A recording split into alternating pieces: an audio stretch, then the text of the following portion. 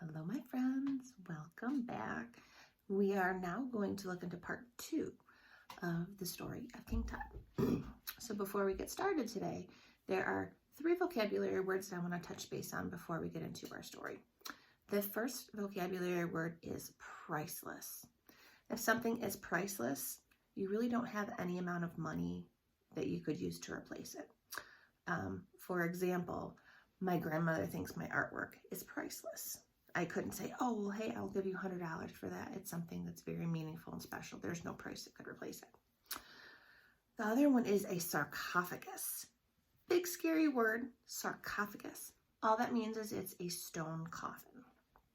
And that's something that they used in King Tut's time. A mummy was put into a sarcophagus before it was buried.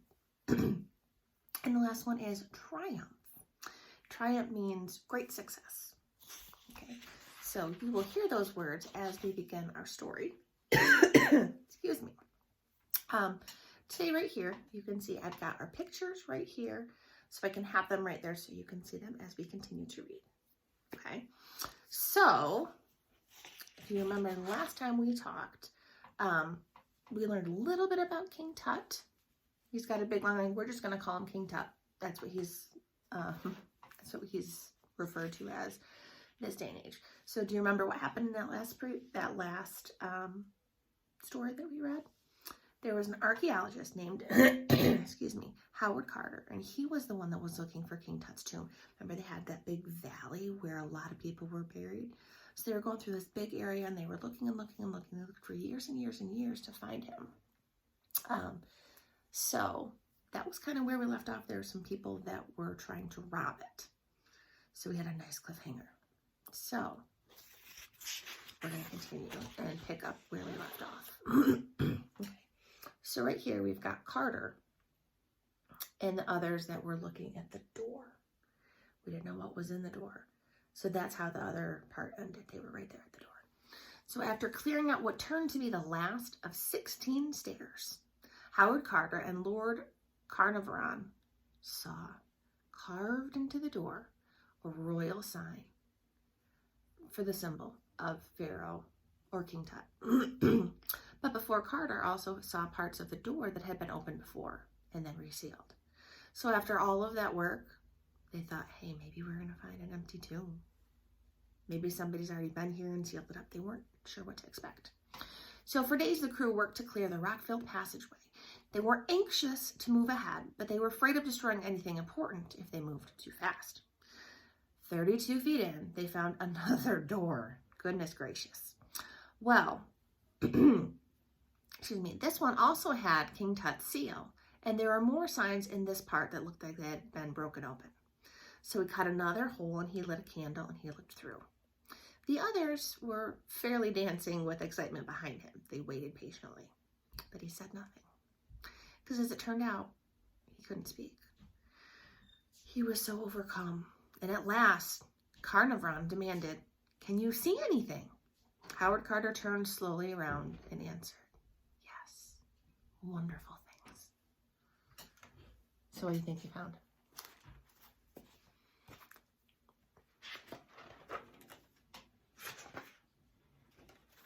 All right, I'll get you a little closer. This is them right there at the door. They've got their candles. They're right there. They saw just a hint of what they would find in the next several days. Cool, huh? When they opened the door and entered by the light of electric torches or flashlights, as the torches lit up the room and beyond, light flashed back at the explorers. Remember we talked about reflections? Gold is a reflective surface. So you can see right here where it's shiny. There, shining in the torchlight, were a golden throne, a statue of a golden snake, couches made of gold, golden clothing draped over 2 large black stone statues, and much more. Looking around, Carter and Carnarvon saw ancient Egyptian art pieces of great beauty. Some were unlike anything that they had ever seen before. They were priceless, not just because of the gold and jewels, but also they would give new clues to religious beliefs and the way of life of the Egyptians. Then one of Carter's assistants called, "There's another door." Oh, goodness. Sure enough, there was another smaller room filled with more objects. But unlike the first room, these were thrown about as if a robber had feverishly been searching through the riches of the place and had interrupted and left them behind in a hurry. But among all of these wonders, something was missing. There was no mummy. No mummy case or sarcophagus. So there was kind of a mixed moment of triumph and disappointment. But the surprises of that day were not over yet. As Carnarvon and Carter re-entered the first room, they glanced at the far wall, almost at the same moment, and shouted, "Look!" Because in that wall, they saw another door. I'm expecting all these doors, huh? Well, already they had found the largest, most valuable collection of ancient Egyptian treasures ever discovered, right? It would take several months before their team could examine everything gently to move it. And finally, Howard Carter gently pulled away some stones atop the fourth door. 4 doors. And holding up a light, he looked in. At his side, his assistant held up a microphone to carry Carter's words by radio around the world. Here is how Howard Carter later described what he saw beyond that door. There, within a yard of the doorway, stretching as far as one could see, stood a solid wall of gold. There was no clue as to its meaning, but with the removal of a very few stones, that mystery was solved. They were at the entrance of the actual burial chamber of the king. That which barred our way was the side of an immense golden shrine built to cover and protect the sarcophagus, which held the long-lost pharaoh. So here he is right here. This is his chamber, so you can see all the way around it. And this is the sarcophagus, and this is him inside of it. They had found the burial chamber of Tutankhamun almost 3,300 years after his death. The great cover surrounding his mummy case stood 18 feet wide. So if you think about a really tall person is usually about 6 foot. Think about 3 really, really tall people end to end, and that's how wide it was. Really big tomb, huh? It was 11 feet long and 9 feet high, and it was all covered in gold. Carved into this were hieroglyphic symbols, and the walls of the room were covered with hieroglyphic words and paintings of King Tut and the Egyptian gods. One more that I'm going to show you. This is, I think, what's cool. This is what I think of when I think of King Tut. I think of this picture. The sarcophagus itself turned out to hold a series of cases, one inside the next, some of wood covered in gold, and the innermost case holding the mummy would become one of the most famous images in the world. It was made of solid gold.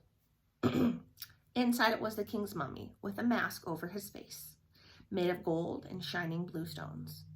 The discovery of King Tut and his treasures excited people all over the world. Whenever the news spread, people said, "We want to know more about ancient Egypt. We want to learn how we are different from those ancient Egyptians and how we might be the same." So nearly 100 years later, people are still saying it. All this happened because 2 men, Howard Carter and Lord Carnarvon, wondered about someone who had lived more than 3,000 years before them. Tutankhamun, Pharaoh of Egypt. So when you ask your parents, this is probably the picture that they have in their head about what King Tut looks like. So this is just the mask that was inside his mummy, inside the tombs that they went through. Okay, so I'm going to set this here. Hopefully that stays there.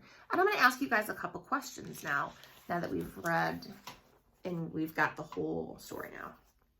Okay, so first thing, were your predictions about what Howard Carver found, was it correct? Did you think that he was going to find King Tut in his tomb and all of his golden treasures? What did Carver and the others find inside the tomb? Remember some of the things they found? Lots of things were made of gold, thrones, statues, a couch. Can't think of how comfortable that would be. And they found King Tut's sarcophagus and the mummy. How do you think that Carter felt when he finally found King Tut's tomb? I think he was really, really, really excited. That's really cool they found that. Okay, the title to this is actually called Tutankhamun, the Golden Pharaoh. Why do you think the author chose that particular title? Tutankhamun, the Golden Pharaoh. Think it was because of all the gold they found around him? Probably. Why is the discovery of King Tut's tomb so important? Even today, do you think it's important why they found it? Were they able to learn about another civilization, another culture, what their life was like? Did they see all those cool golden artifacts to learn more about their civilization? Helps us learn a lot more. Last one. Do you think that archaeologists will continue to make new discoveries about ancient Egypt? I think so. I think they might want to.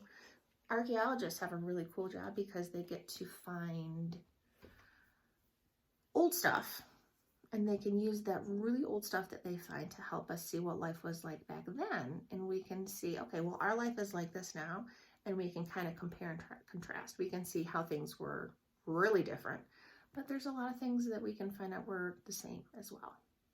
Okay, so I hope you enjoyed this. As I was moving, I found another book about King Tut, so I'm going to do some screenshots and I will share those so you can learn a little bit more if this is something that interests you. Until next time.